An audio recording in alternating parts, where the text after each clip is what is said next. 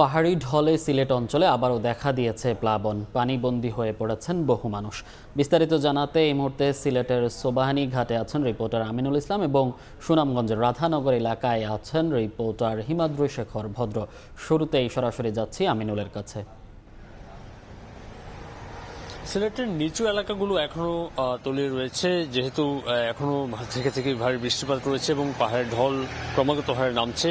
এই মুহূর্তে কিন্তু সুরমা নদী পানি বিপদসীমা অতিক্রম করেছে সিলেট পয়েন্টে এবং আমরা সকাল থেকে জানাচ্ছিলাম সিলেটের যেসব শাখা নদীগুলো রয়েছে, শাখা নদীগুলোর পানি কিন্তু বিপদসীমার উপরে বইতে থাকায় কানাইঘাট, গোয়াইনঘাট সহ সীমান্তবর্তী যে উপজেলাগুলো রয়েছে সেই উপজেলাগুলোতে কিন্তু পানি বিপদসীমার উপরে উঠে বিভিন্ন সড়ক তলিয়েছে এবং স্থানীয় যেসব বাজারগুলো রয়েছে সেখানে অনেক বাজারগুলোতে সাধারণ মানুষ ভোগান্তি নিয়ে চলছেন। এই মুহূর্তে একটু সিলেটের সদর উপজেলার নিম্নাঞ্চলকে আপনাদের দেখাতে চাই। সিলেট উপজেলার নিম্নাঞ্চলের যে কাঁচা ঘরবাড়ি রয়েছে এবং বিভিন্ন ভবনের নিচতলায় এখনো কিন্তু পানি রয়েছে এবং এই অবস্থাটি চলছে গেল দুদিন ধরেই এবং এখানকার যারা বাসিন্দা ছিলেন তারা অনেকেই উঁচু স্থানে আশ্রয় নিয়েছেন এবং এখনো অনেকে বাড়িতে ফিরতে পারেনি। যারা বাড়িতে ফিরছেন তাদের নিচতলায় ভোগান্তি নিয়ে এখনো বসবাস করতে হচ্ছে। কাঁচা যে ঘরবাড়িগুলো রয়েছে সেগুলো থেকে পানি নামতে আরো সময় লাগবে।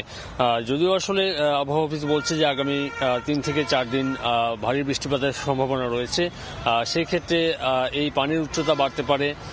এই অনুযায়ী আসলে স্থানীয় প্রশাসন এবং জনপ্রতিনিধি পর্যায় থেকে কাজ চলছে। তারা বলছেন যে তারা সাধারণ মানুষ যারা রয়েছে তারা যদি বড় ধরনের ভোগান্তিতে পড়েন, বন্যা যদি বড় আকার ধারণ করে, তারা প্রস্তুত রয়েছে আশ্রয়কেন্দ্র খোলা থেকে শুরু করে সব ধরনের সহযোগিতা দিতে তারা প্রস্তুত। তবে সাধারণ মানুষের এখনের যে চিত্র, তারা বারবার কিন্তু বন্যা কবলিত হয়ে পড়ছেন, এটি তাদের একটি ভোগান্তি হিসেবে দেখা দিয়েছে এবং এর কারণ হিসেবে স্থানীয় যে আবহাওয়া অফিস এবং পানি উন্নয়ন বোর্ড বলছে যে বৃষ্টিপাতের ধরন বদলে যাওয়ার কারণে এই বারবার বন্যা কবলিত হতে হচ্ছে সিলেট অঞ্চলের মানুষকে। তো এই চিত্র সুনামগঞ্জ, সিলেট এবং মৌলভীবাজার সহ সিলেট অঞ্চলের সবগুলো এলাকাতেই প্রায় একই রকম চলছে। কুশিয়ারা নদীর পানি কিন্তু বিপদসীমা অতিক্রম করে মৌলভীবাজার অংশ পানি বেড়েছে। তো এই অবস্থার মধ্যে আসলে সিলেট অঞ্চলের মানুষের ভোগান্তি কিন্তু ক্রমাগত হারে বাড়ছে এবং যদি আসলে এই পানি বৃদ্ধি অব্যাহত থাকে তাহলে হয়তো আবারও বন্যার পরিস্থিতি আসলে দেখা দিতে পারে। তো এই মুহূর্তে আমরা একটু সুনামগঞ্জের খবর জানতে চাই। সুনামগঞ্জে আমাদের সহকর্মী হিমাদ্রি শেখর ভদ্র রয়েছেন, তিনি জানাবেন সেখানকার খবর। হিমাদ্রি। আমি আছি সুনামগঞ্জ সদর উপজেলার রাধানগর গ্রামে। এই গ্রামের পাশ দিয়ে বয়ে গেছে তাহিরপুর সুনামগঞ্জ সড়ক এবং সুনামগঞ্জ জামালগঞ্জ সড়ক। এই সড়কের গতকালকে পাহাড়ি ঢলের পানি ছিল, কিন্তু এখন নেমে গেছে।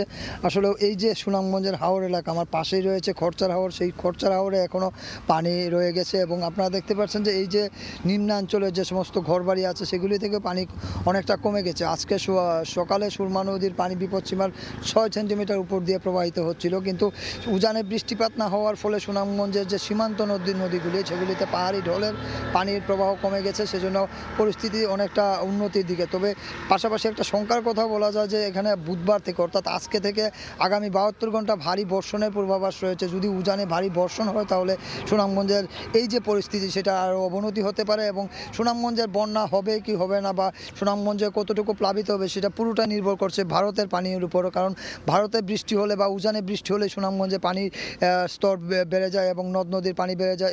সুনামগঞ্জে প্রায় 137টির মতো ছোটো হাওর রয়েছে এবং প্রতিটি হাওরই এখন পানিতে ভরপুর অবস্থায় আছে এবং টইটুম্বুর অবস্থায় আছে। এর থেকে অতিরিক্ত পানি যদি হয় তাহলে এই পরিস্থিতিটা আরও অবনতির দিকে যাবে। আমরা কথা বলেছিলাম পানি উন্নয়ন বোর্ডের সাথে, তারা জানিয়েছে যে আজকে বুধবার থেকে আগামী শনিবার পর্যন্ত একটা ভারী বর্ষণের পূর্বাভাস রয়েছে উজানে এবং ভারতের মেঘালয়ে।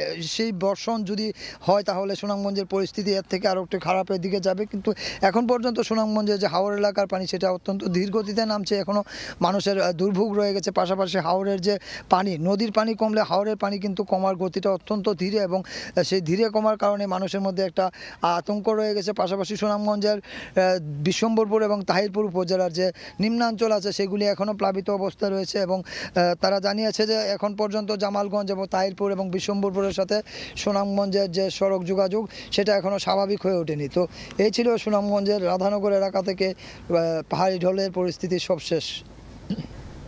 সিলেট অঞ্চলের প্লাবনের খবর জানাতে সরাসরি যুক্ত ছিলাম সুনামগঞ্জের রাধানগর এবং সিলেটের সোবাহানীঘাট এলাকা থেকে।